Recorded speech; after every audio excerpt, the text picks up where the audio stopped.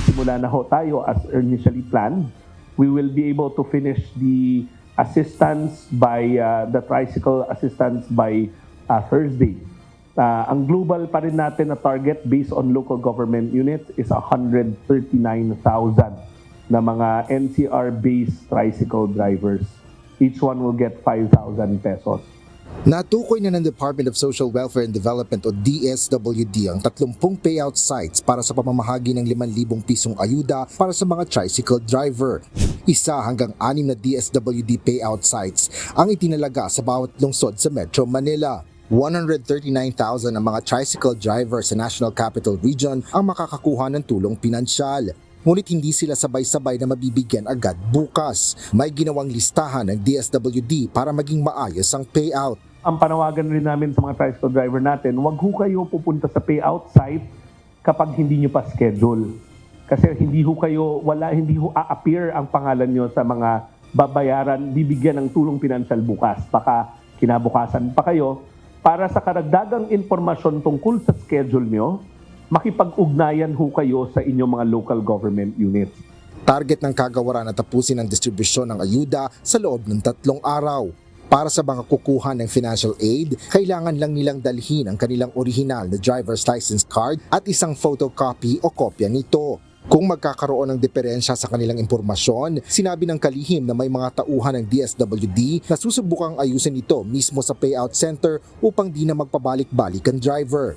Kung sakaling mawawala o nawala ang pangalan nyo in the next 3 days, hindi naman ibig sabihin hindi ka na makakatanggap.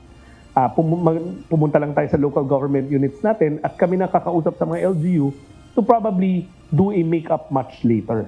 Pero as far as we're concerned, this will go on seamlessly tomorrow in the next 3 days. Kinumpirma rin ng DSWD Secretary na kasunod nito ay ang mga tsuper naman ng mga Public Utility Jeepney o PUJ ang bibigyan ng ayuda. Tomorrow, may bibigay na sa amin yung pangkalahatang listahan. So tinatarget namin na yung mga jeep sana sa Monday, magsimula na ho kami ng payout for the jeepney drivers in NCR. Para sa driver naman ng iba pang mga pampublikong sasakyan, sinabi ni Transportation Secretary Giovanni Lopez na isinumitin na rin nila ang listahan ng mga ito sa DSWD. Nakompleto na po namin yung TNVS, nakompleto natin yung motorcycle taxis, kinokompleto pa natin yung mga ibang listahan natin. And we're coordinating closely pagdating sa delivery riders kay Secretary Aguda. Nakausap ko siya over the weekend at he instructed his staff also to give priority dito sa delivery riders natin. Ganon din sa ating mga sinasabi nating tsuper ng jeepney.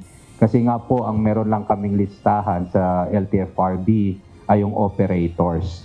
We don't have the list pagdating sa ating mga tsuper. Target ng DSWD na matapos ang pamamahagi ng 5,000 pisong ayuda para sa mga tricycle drivers sa loob ng 3 araw.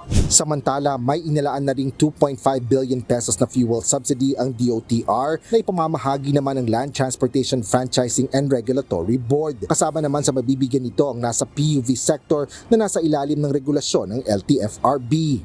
And hopefully, makukuha natin yung pondo within this week, yung NCA from DBM. Kinokompleto namin ngayong araw yung mga dokumentong kailangan. At ang napag-usapan namin ni Secretary Rex, once we have the funding for this fuel subsidy, we can do a simultaneous and parallel distribution also with respect to other modes. For example, pagdating sa ating mga bus operators, masisimulan na natin yan. Asher Cadapan Jr., UNTV News and Rescue. Diyos ang aming sandigan, serbisyo publiko ang aming pinahalagahan.